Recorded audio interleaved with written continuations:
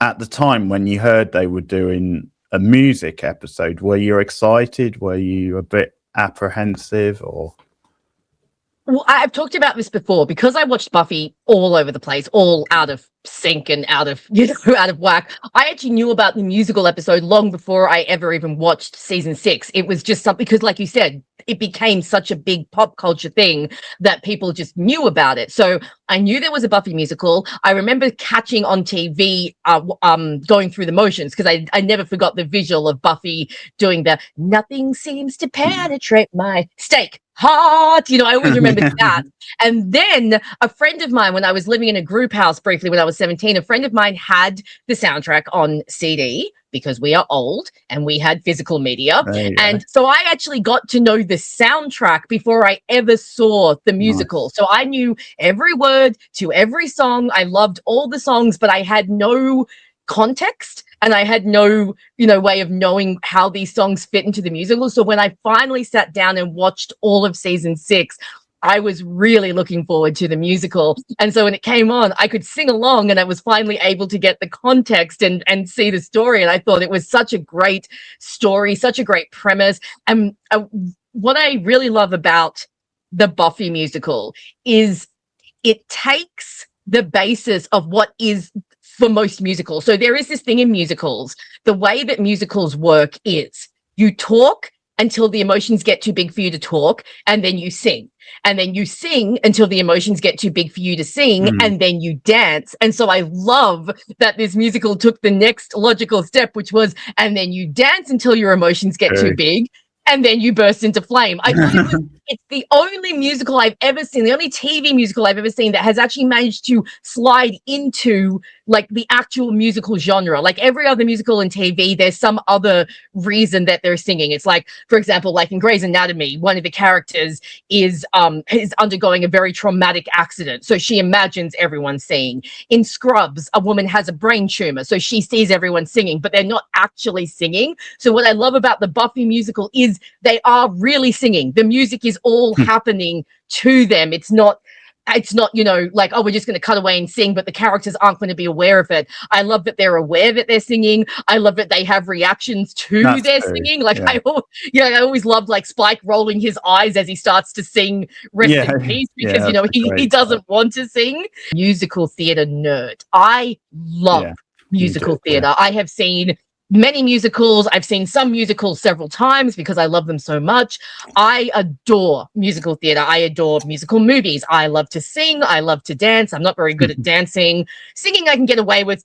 Let's hope you never have to see me dance. It's very bad. This episode, it was like it was tailor-made, for me and for my just like likes and my desires. So that was really great. What about you? I'm assuming you saw it as part of your first Buffy your first Buffy watch through? Not exactly, because as I said, like I've told this story before when we were talking about our first experiences of watching the show. Because as you know, I did come to Buffy much later than you, and so weirdly, it was like. Over here, I think it was the Sci-Fi Channel or one of the channels like that, which started showing like marathon of episode. The first one I watched was the one I think before the musical episode all the way. Oh, okay, yeah. And then naturally that led into the musical, and I think that's the problem. If you watch this episode without seeing the show first, like before this, or at least a good amount of the show, you probably are going to struggle a bit first time around with it, because it's all funny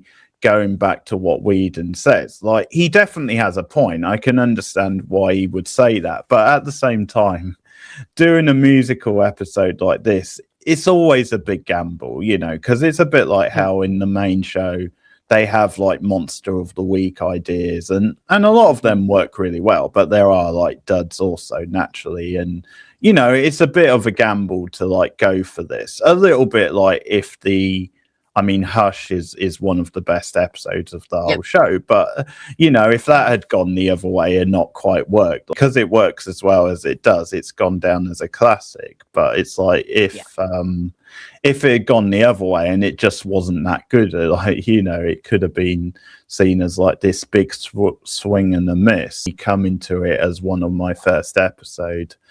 And it's just that thing, because me and my mum, who I was watching with at the time, we just hadn't seen much of the show, so we hadn't really got used to the humor and the dialogue and the kind of show it was. Because like you're saying, you're right, I didn't think of that, but because Buffy is such a self-aware show, and it's almost putting like ironic little beat like twists on things like this, you're right, it is sort of a little bit of a new twist in many ways, the fact that they are more self-aware about than they are singing, and they shouldn't be, you know, so they are kind of breaking that fourth wall. In most musicals, you don't have that. It's just part of the reality of the film, and you just kind of accept it, especially if it's a good one. But, you know, it is true. But yeah, I think I struggled with the episode because it was one of the first ones I watched initially. That's understandable. Yeah. If you don't know the show, if you don't know any of the dynamics, if you don't know the writing and the humor, you're going to come to this musical episode and be like,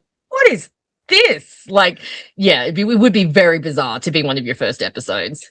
Yeah, because one of the things I really like about the episode, the gimmick of the episode, they pull off, and it's really good to watch, but also they work it around the ongoing storylines, and it ties into the ongoing storylines, and you know, they sort of use it for character development as well, and growing the storylines, which is what these kind of gimmick episodes should do, really. So that's one thing I really like, and how well the premise works. I like them. They don't try and over explain like the reason for all this stuff, you know. I really liked it. It's a simple reason, but it works. It sort of makes sense. Over time you watch it more, and second time around, okay, this is starting to get a bit better for me. It's starting to drive a bit more.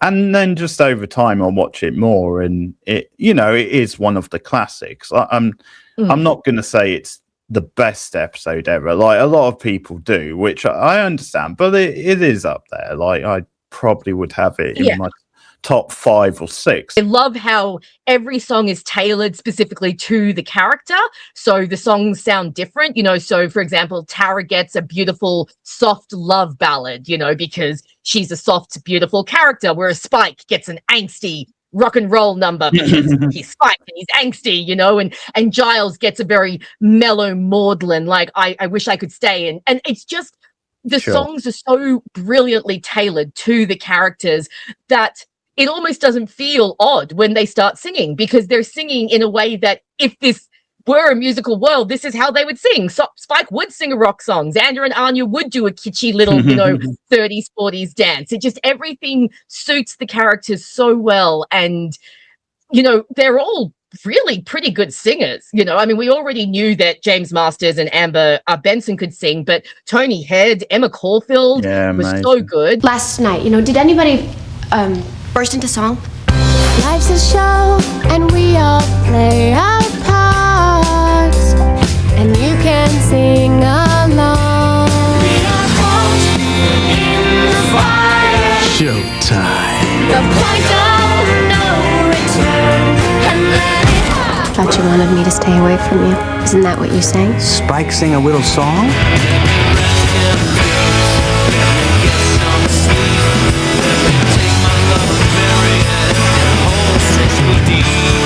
See, okay, that was disturbing.